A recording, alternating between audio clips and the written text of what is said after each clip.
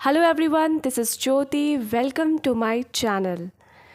आज के इस वीडियो में हम डिस्कस करेंगे कि स्पिरिचुअल अवेकनिंग के इस इनिशियल स्टेजेस में आने के बाद हम काफ़ी ज़्यादा अनप्रेडिक्टेबल सिचुएशन से गुज़रना पड़ता है और लाइफ बहुत ही अनसर्टेन दिखाई पड़ रही होती है कि आखिर हमारी जो आध्यात्मिक यात्रा स्टार्ट हुई है वो हमें लेके कहाँ जाना चाहती है और आपको कुछ भी नज़र नहीं आ रहा होता। ओके। और लाइफ काफ़ी अनप्रेडिक्टेबल दिखती है और काफ़ी अनसर्टेन सा महसूस हो रहा होता है। तो यहाँ पे क्या है कि वैसे तो लाइफ ऑलरेडी पहले से भी अनप्रेडिक्टेबल थी। आप जिस भी रिलेशनशिप में गए हो या फिर जिसके साथ भी आपने लाइक अटैचमेंट क्रिएट किया होगा, चाहे वो मदर फादर हो या फिर कोई भी रिश्ता हो, ठीक है, भाई बहनों के साथ, रिलेटिव्स, ठीक है, पार्टनर हो गया, कोई भी रिश्ता आपने क्रिएट किया होगा, आपको ऑलरेडी समझ में आ जाता है कि सब कुछ कितना अनप्रेडिक्टेबल है। आप कितना भी अपनी तरफ से प्यार दे लो, कुछ भी दे लो, ठीक है, फिर भी ये ज़रूरी नहीं है कि आपको इन रिटर्न लव रिसीव हो ही जाएगा। ओके। और कई बार आप अपने एफ़र्ट्स डालने, कई सारे हार्ड वर्क करने के बावजूद भी बहुत से रिश्ते वो अल्टीमेटली टूट ही जाते हैं और इस तरीके से आपको पता चलता है कि आखिर लाइफ का कोई और या छोर नज़र क्यों नहीं आ रहा। ओके। तो स्पिरिचुअल अवेकनिंग में आने के बाद आपको लाइफ बहुत अनप्रेडिक्टेबल लग रही है, आगे का कुछ भी नज़र नहीं आता, आगे का रास्ता क्यों नहीं नज़र आ रहा है, ठीक है। ये कोई नई बात नहीं है। इसके मतलब इवन आध्यात्मिक यात्रा जहाँ से आपके स्टार्ट होती है वहाँ उससे पहले भी लाइफ वैसे ही अनप्रेडिक्टेबल थी। बस डिफरेंस ये होता है कि जब आपकी स्पिरिचुअल अवेकनिंग हो जाती है तो माँ आदि शक्ति आपको फोर्सफुली, आपको पहले क्या होता है ना कि आप कुछ ना कुछ पकड़ने की कोशिश करते हो। मतलब आपकी कुंडलिनी जागृत होने से पहले आप अगर कोई किसी के साथ आपका रिश्ता ख़राब हो गया हो, ठीक है, तो आप किसी दूसरे को ढूंढोगे कि ये मेरा है, ठीक है। फिर पता चलता है कि ये भी आपका नहीं है, नहीं ठीक है, वो तो मेरा पक्का होगा, हाँ। और फिर आपको मालूम चलता है कि वो भी आपका नहीं है। फिर आप सोचते हो कि नहीं, कुछ तो मिल जाए जिसको मैं पकड़ लूँ, जब ईगो शैटर हो रहा होता है। तो यहाँ पे क्या होता है ना कि अब स्पिरिचुअल अवेकनिंग होने के बाद जब आप आध्यात्मिक यात्रा आपकी इनिशिएट होती है, वो अभी शुरुआत है। ऐसा नहीं है कि आप अभी इनलाइटेंड हो गए हो, ठीक है। स्पिरिचुअल अवेकनिंग हो गई है, आपकी कुंडलिनी जागृत हो गई, इसका मतलब ये नहीं कि अभी आप इनलाइटेंड हो गए हो। अभी इनलाइटनमेंट पाने का पूरा एक यात्रा है। यहाँ से ये बस एक बिगिनिंग है, अभी आप बिगिनर हो। ओके, ऐसे समझ लो आप। तो जब आप स्टार्ट करते हो, जब ये यात्रा आपकी स्टार्ट होती है, ठीक है, तो एक्चुअल में आपको आदि शक्ति परमपिता परमेश्वर आपको सिखाते हैं कि अब बेटा तुम नहीं अब तुम नहीं कहीं भाग सकते, ठीक है। अब तुम पकड़ के दिखाओ, किसको पकड़ोगे। अब तो सब कुछ आपका मतलब सब शैटर हो रहा होता है, सब टूट के बिखर रहा होता है, रिश्ते नाते, काम काज, घर बार, सब बिखर रहा होता है, सब सब कुछ भी नहीं बचता। और आप कितनी भी कोशिश कर लो, अब आप एक्चुअल में नहीं पकड़ पाओगे, क्योंकि आप जो पकड़ना चाह रहे हैं वो आपका मैं है। मैं मतलब ईगो, ये तो मेरी होगी पक्का, ये मेरा होगा, ये मेरा होगा, ठीक है। वो मैं आपका टूट के बिखर रहा होता है। तो अब यहाँ पे क्या होता है ना कि माँ आदि शक्ति मेक श्योर करती है कि आप अब कुछ भी पकड़ के आप नहीं बैठ सकते। अब आपको इस अंधे कुएं में कूदना ही पड़ेगा। सीखो कि कैसे, अगर कुछ ना भी दिख रहा हो ना, तो पूरी फेथ में आके, विश्वास में आके आपको उसमें आगे जो भी रास्ता अगर नहीं भी नज़र आ रहा है ना, आपको चलते जाना है, आपको स्टेप्स लेने हैं, ठीक है। अब मैं यहाँ पे एक बात ये भी क्लियर कर दूँ कि जब आप स्पिरिचुअल अवेकनिंग में आते हो, ठीक है, इनिशियल स्टेजेस में आपको फेथ बिल्कुल नहीं होता, क्योंकि कहीं ना कहीं आप कर्ता भाव से ऑपरेट करते हो, आपको लगता है कि मैं ही सब कुछ कर रहा हूँ। बट जब माँ आदिशक्ति टेक ओवर करती है, परमपिता आपको फिर डायरेक्ट करते हैं, तो बहुत सी चीज़ें आपका पूरा मैं जो होता है ना, जहाँ जहाँ आपने मैं लगा के रखा हुआ है, फिर जहाँ जहाँ भी आपका ईगो माइंड ऑपरेट कर रहा है, वो सब शैटर हो रहा होता है। तो आपको कुछ भी पकड़ने को नहीं मिलेगा। आप कितना भी कोशिश कर लो कि ये मेरा है वो मेरा है, नहीं पकड़ पाओगे आप। अल्टीमेटली आपको बस वो एक ही चीज़ बताएगी कि क्या आपको छोड़ना है, ठीक है। क्या चीज़ अब आपको सर्व नहीं करती, तो अब उसको छोड़ो, उसको हटाओ अपनी लाइफ से, या तो आप हटा लो तो ज़्यादा बेटर है, ठीक है। अगर आप खुद से ये निर्णय लेते हो उस चीज़ को हटाने का, चाहे वो आपका कोई भी रिश्ता हो, ठीक है, रिश्ता ही तो होता है जनरली, पर्सन होता है या जॉब होता है, या फिर कोई भी जॉब हो गया, या फिर कोई आपका बिजनेस हो गया, या फिर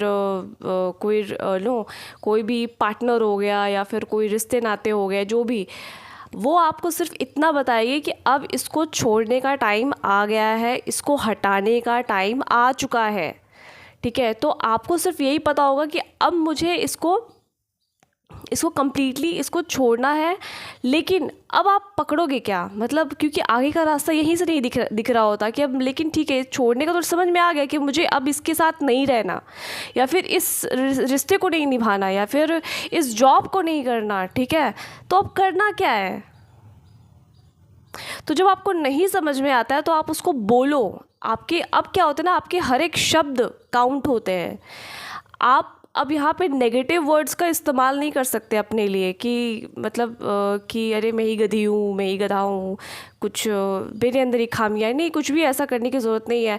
यहाँ पे जब आप अनसर्टेनिटी में कूदते हो, ठीक है, जब आप उस खाई में, जिसको हम कहते हैं लीप ऑफ फेथ लेना, ठीक है, तो आपको कुछ नज़र आगे का आ नहीं रहा होता, तो यहीं पे तो माँ आदिशक्ति सिखाती हैं कि आपको पूरे विश्वास, मेरे पे भरोसा रखते हुए, उस परमात्मा पे भरोसा रखते हुए, जो चीज़ आपको छोड़ने को कहा जा रहा है वो आपको त्यागनी है, ठीक है।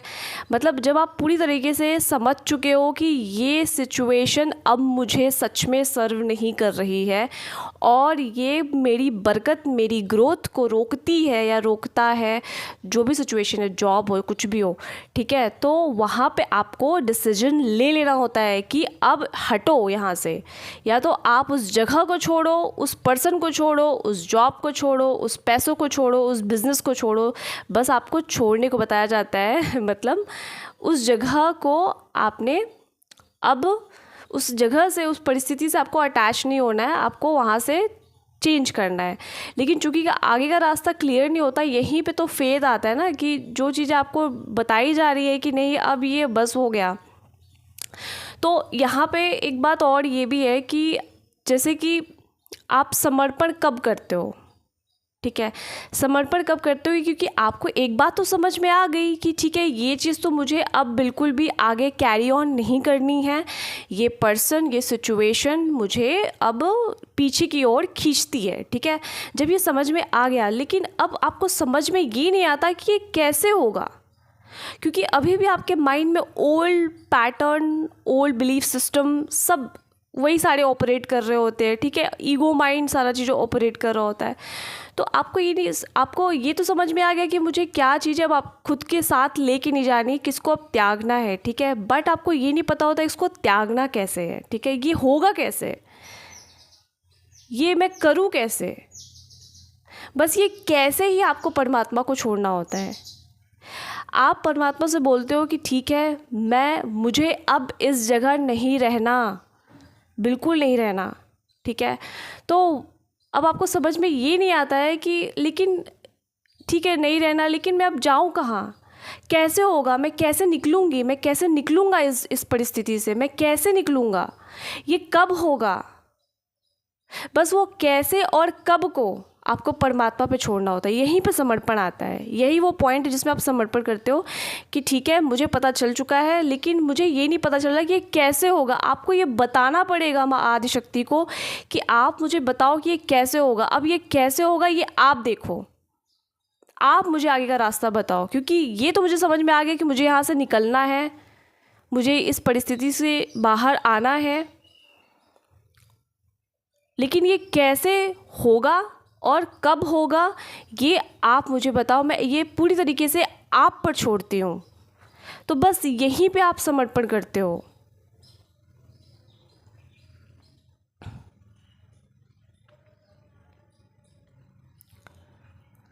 तो जैसे तो ये जो पूरी जो यात्रा है, पूरा लाइफ ही अनप्रिडिक्टेबल है, पूरी लाइफ ही अनप्रिडिक्टेबल है। इसमें कुछ नया नहीं है कि आप आध्यात्मिक यात्रा में आ गए हो तो ओ माय गॉड अब तो आगे कुछ दिखता ही नहीं है। नहीं दिखना चाहिए। आप लाइफ को एक बिल्कुल ऐसे देखो कि लाइफ अब आपको सिखा रही है कि एक्चुअल में आपको जीना कैसे है। क्योंकि अब तक जो आध्यात्मिक यात्रा में आते नहीं है, फिर उससे जो भी जिनकी इनिशिएशन हुई नहीं है, ठीक है, वो एक्चुअली लाइफ को कैसे जी रहे होते हैं। वो ऐसे मान लो कि लाइफ जो है बिल्कुल नदी की तरह है, ठीक है। तो नदी की पानी बह रही है और हर व्यक्ति इस धरती पे उस नदी पे डैम बना के रहना चाहता है, ठीक है। वो चाहता है कि ये जो नदी की धारा बह रही है, जो जीवन बहे चला जा रहा है, प्रति पल ये बह रहा है, जो जीवन है हर पल बह रहा है, हर बार आपको वो नया रूप दिखाती है। ओके, तो जो वो हर बार नया रूप दिखाती है तो आप देखना नहीं चाहते। प्रॉब्लम यहाँ पे आती है। तो इसलिए इंसानों के साथ क्या है कि वो उस पर डैम बना के बस जाना चाहता है कि नहीं, मुझे नहीं बहना, मुझे 1000 रूप नहीं देखने, मुझे बस खाना दे दो, पानी दे दो, छत दे दो, ठीक है, मस्त मैं शॉपिंग वॉपिंग करूँ, पैसे दे दो, मैं बस यहीं पर टिक जाना चाहता हूँ। बस मुझे सुख चाहिए, मुझे दुख नहीं चाहिए किसी भी हाल में। बट सच्चाई ये है कि जो नदी की धारा है उस पर आप डैम बना के कितने दिन टिकोगे? नहीं टिक पाओगे। वो डैम एक ना एक दिन टूटेगा ज़रूर उसके प्रेशर से, और जब वो टूटेगा ना तो फिर आप भी टूट जाओगे। क्योंकि आपने वो जो इतनी ज़्यादा पकड़ के रख ली है ना, इतनी पकड़ मजबूत कर ली है कि नहीं, ये तो बस हो गया, मुझे बस सुख चाहिए, सुख, मुझे दुख नहीं चाहिए लाइफ में। तो यहाँ पे क्या है ना, जो माँ आदिशक्ति आपको सिखाती है कि जो लाइफ है वो उसके कई 1000 रूप हैं। आप देखो ना, इस धरती पे कितनी तरह तरह के फूल है। अगर पक्षी भी है तो पक्षी भी तरह तरह के हैं, जानवर भी है तो तरह तरह के हैं। उनके प्रत्येक आप उसके रूप को तो देखो। अगर कोई आप जंगल में भी जाते हो तो हर एक पहाड़ एक जैसा नहीं होता है, हर एक जो झरना है वो एक जैसा नहीं होता है। कोई ऊंचा होता है, कोई सरकरा होता है, मतलब सबके अलग अलग 1000 रूप है। आपको प्रकृति के 1000 रूप दिखेंगे। मतलब ये बिल्कुल ऐसा है ना कि आपका रिश्ता, जैसे मान लो एक जो पुरुष होता है ना, वो स्त्री के हर एक रंग, हर एक मूड स्विंग्स को, हर एक इमोशंस को वो झेलना नहीं चाहता। वो जो एक पुरुष और स्त्री का अगर रिश्ते की बात करें तो पुरुष जो एक टिपिकली एक जो पुरुष होता है, जब स्त्री उसको अपना अलग अलग रूप दिखाती है, कभी गुस्सा करती है, कभी सैड हो जाती है, कभी रोने लग जाती है, कभी प्यार बहुत दिखाती है, कभी बहुत ज़्यादा इरिटेशन भी दिखाने लग जाती है, और कभी कभी बहुत ज़्यादा एग्रेसिव भी हो जाती है, ठीक है। तो उसके 1000 रूप है। लेकिन एक पुरुष क्या क्या करता है, वो बोलता है ये क्या ड्रामाबाजी करती रहती है, मुझे ये सब नहीं देखना, मुझे बस तुम प्यार दिखाओ, दैट्स इट, बस मुझे प्यार दो, मुझे प्यार तुमसे चाहिए, बाकी ये सब के ड्रामाबाजी मत करो, इन सब से मुझे कुछ लेना देना नहीं है। तुम बस मेरे सेक्सुअल नीड को पूरा कर दो, ठीक है, तुम बस मेरे प्लेजर को पूरा करो, मैं जो तुमसे चाहता हूँ ना बस वो दे दो, दैट्स इट। और बाकी ये सब की ड्रामाबाजी मत दिखाओ, मुझे तुम्हारे इमोशंस से, तुम्हारे भावनाओं से कुछ लेना देना नहीं है। तुम बस मुझे सर्व करो, तुम बस मुझे प्लेजर दो, मुझे बस सुख दे दो, बस तुम्हारे ये दुख मुझे नहीं देखने। तो बिल्कुल यही सेम रिश्ता एक पुरुष इवन यानी कि ये भी वो करता है कि वो उसको पैसे तक भी नहीं देता। मतलब अगर प्रेम नहीं दे पा रहा है तो वो पैसे से भी खुद को उसको वंचित रखने की कोशिश करता है कि अरे ये तो गोल्ड डिगर है, हाँ ये बस इतने टैंटम दिखाती है और फिर उसके बाद मैं इसको पैसे भी क्यों दूँ, मतलब आप ना तो प्रेम दोगे एज अ पुरुष, ना तो आप एक स्त्री को प्रेम देना चाहते हो, ना तो आप उसको पैसे देना चाहते हो। आप बस यही चाहते हो कि वो आपका खाना बना के दे दे, आपके घर को सजा के रखे, आप उसको आप वो आपको प्रेम करे, वो आपको प्लेजर दे, वो आपको बच्चा दे, वो आपका घर परिवार बढ़ाए। मतलब सब आप उससे निचोड़ना चाहते हो, लेकिन आप देना 1% भी कुछ नहीं चाहते। यही रिश्ता हमारा इस लाइफ के साथ है। ये जो लाइफ है ना, वो आदि शक्ति है, और हम ऐसे मान लो हम पुरुष हैं। हम इस पूरी पृथ्वी से हम सिर्फ एक ही चीज़ चाहते हैं कि तुम मुझे बस सुख दो। लेकिन ये जो तुम अलग अलग लाइफ के रूप दिखा रही हो ना, कभी गुस्सा, मतलब कभी कभी दुख दिखाती हो, कभी कुछ दिखाती हो, मतलब अलग अलग जो जीवन के रूप दिखा रही हो, मुझे ये सब नहीं देखने। मुझे सिर्फ सुख चाहिए तुमसे। मुझे सिर्फ तुम सुख दो, मुझे बस तुम प्लेजर दो, तुम मुझे खाना दो, तुम मुझे पानी दो, तुम मुझे घर दो, तुम मुझे बीवी दो, तुम मुझे पति दो, तुम मुझे लव लाइफ पार्टनर दो। तुम ये सब देती जाओ, बट मुझे सुख दो, दुख मत दो। आप ये रिलेशनशिप समझ रहे हो? हम लोग का रिलेशनशिप इस माँ आदि शक्ति के साथ, मतलब इस पूरी सृष्टि, इस पृथ्वी के साथ कैसा हो चुका है? कंज्यूम करने का हो चुका है। आप कहीं से भी कुछ देना नहीं चाहते, आप बस चाहते हो आप उस पृथ्वी जो है, जो माँ आदि शक्ति आपको अलग अलग जीवन के अलग अलग रूप दिखाती है। तो इसी वजह से आपको अपने अंदर, मतलब हम जो पुरुष है और जो माँ प्रकृति है, वो प्रकृति अलग अलग रूप आपको लाइफ की दिखाना चाहती है, ताकि आप समझो और सीखो कि जब आप गिरोगे ना, तो उस गिरने में भी एक कला है। जब आप गिरोगे लाइफ में, कभी आपका सब कुछ शैटर हो रहा है, सब कुछ टूट फूट रहा है, तो उसमें भी आप कैसे एक लाइफ को जी सकते हो, कैसे अपने माइंडसेट को चेंज करके आप उसमें भी जीना सीख सकते हो। क्योंकि हैप्पीनेस कोई बड़ी बड़ी चीज़ों में नहीं है कि बुगाटी आ जाए, मर्सिडीज़ आ जाए आपके घर के सामने, बड़े महल खड़े हो जाए तो मैं खुश रहूँगा या खुश रहूँगी। जब आपके पास एक रोटी भी नहीं होगी ना खाने को, और जब माँ आदि शक्ति आप पे कृपा करती है, तो वो आपके पास रोटी भी नहीं होगी खाने को, लेकिन फिर भी आप उसमें धन्यवाद के मूड में रहते हो। इतनी आप में पावर आ जाती है कि ठीक है माँ, आज आपने रोटी नहीं दी, लेकिन 25 साल से तो मैं रोटी खा ही रही थी ना, 1 महीने से रोटी नहीं खा रही तो क्या फ़र्क पड़ जाएगा। आप वहाँ भी धन्यवाद के स्टेट में आ जाते हो, क्योंकि वो अपनी रूप दिखा रही है, आप एक्सेप्ट कर रहे हो। इसीलिए आपके अंदर अब शिव तत्व, आपके अंदर शिव तत्व, आपके अंदर शिव तत्व उतरता है कि देखो, माँ आदि शक्ति, मतलब ये जो लाइफ है आपको अलग अलग रूप दिखा रही है। कभी आपके लाइफ में बहुत सारे धन आ जाते हैं, कभी आपके लाइफ में कुछ भी धन नहीं होता, कभी आपके कोई रिश्ते बिखर जाते हैं, और कभी कभी आपको बहुत ही अच्छे रिश्ते भी मिल जाते हैं। तो वो अलग अलग रास्ते आपको, अलग अलग लाइफ आपको रूप दिखाती है, इसलिए क्योंकि आपको उसे आपको सिखाना है, उसे आपको अपने शैडो पार्ट को हील करवाना है।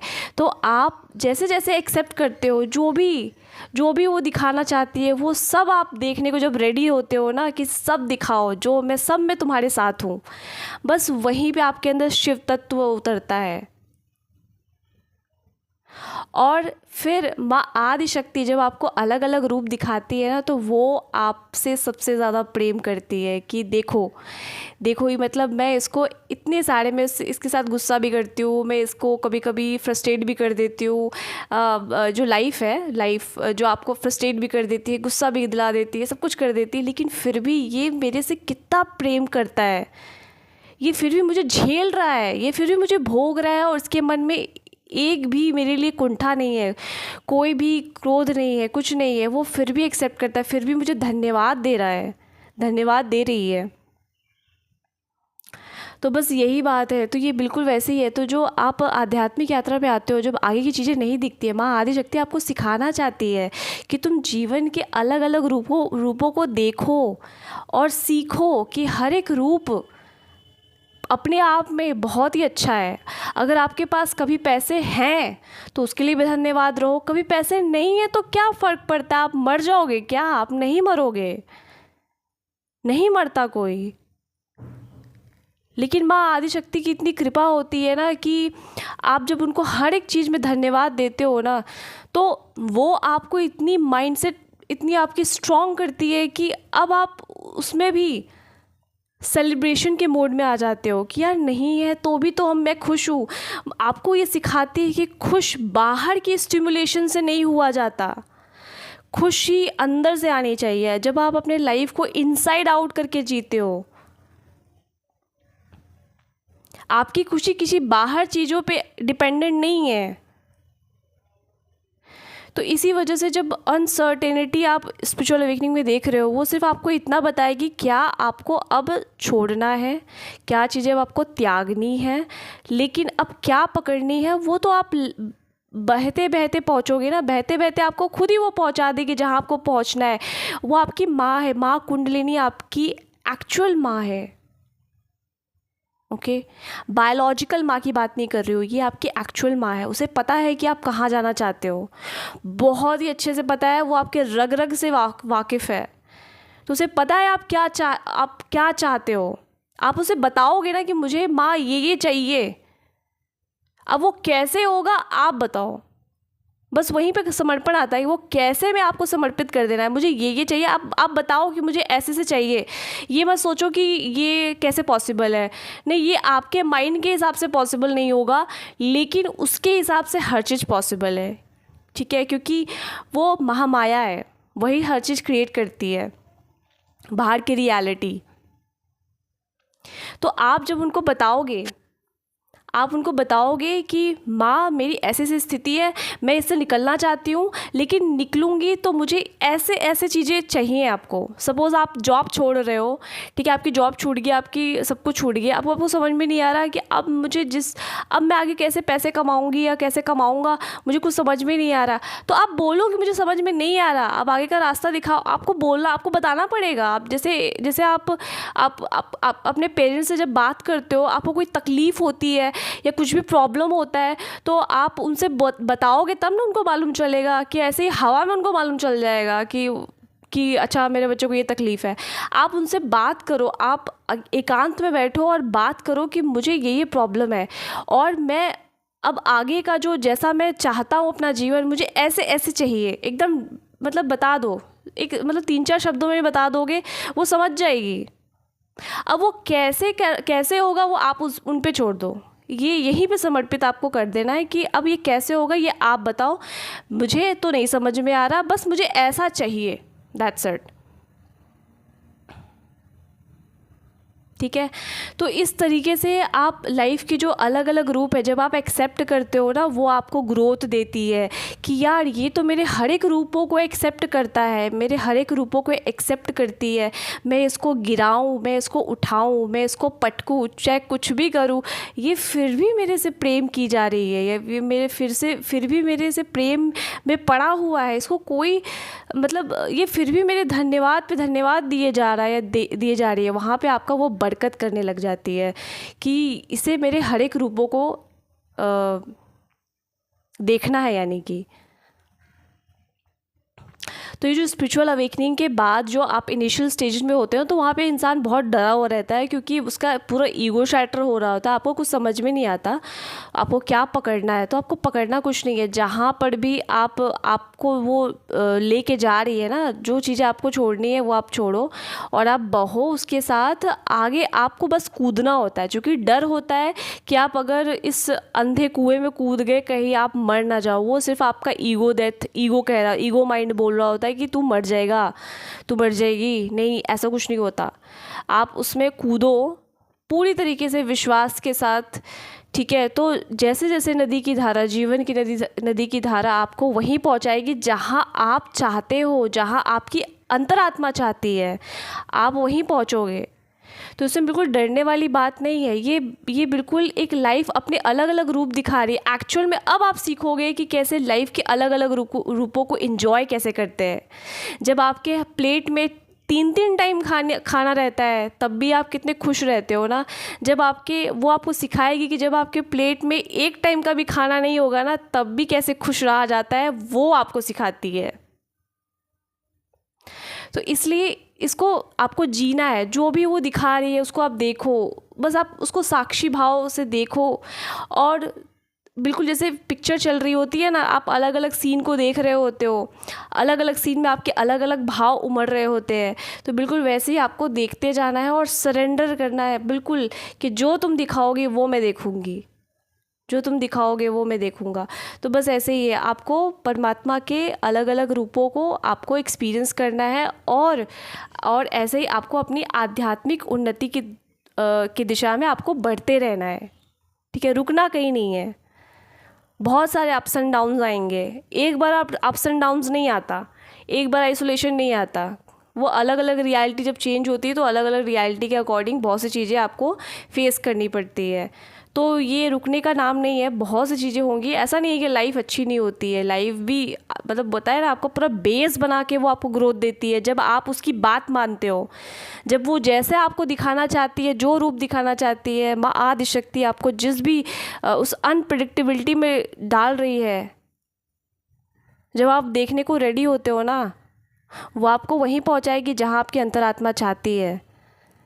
आपका जो ईगो माइंड चाहता है उसके हिसाब से नहीं, जो आपकी अंतरात्मा की आवाज़ आपको कहती है। इसीलिए आपका बहुत ज़रूरी है आप डेली मेडिटेशन करना, डेली कनेक्ट करना। आप जितना ज़्यादा कनेक्टेड रहोगे उतना ज़्यादा आप माँ आदिशक्ति परमपिता आपको क्या डायरेक्ट करना चाहते हैं, क्या आपको बताना चाहते हैं, वो आप सुन पाओगे, और स्ट्रांगली आपको पुश मिलेगा, आप स्ट्रांगली उसको सुन सकोगे कि वो किस दिशा में डायरेक्ट कर रही है। इसलिए आपको कनेक्टेड हमेशा रहना है और बिल्कुल समर्पण के भाव में रहना है। ओके, सो आज की वीडियो में इतना ही, और आप इस वीडियो को लाइक ज़रूर से कर दीजिएगा और सब्सक्राइब करना नहीं भूलना है ताकि आगे की वीडियोस आप तक ईज़िली पहुंच जाए, और कमेंट ज़रूर से करना है कि आप क्या एक्सपीरियंस कर रहे हो। और थैंक यू सो मच, मिलती हूँ मैं नेक्स्ट की वीडियो पे, बाय।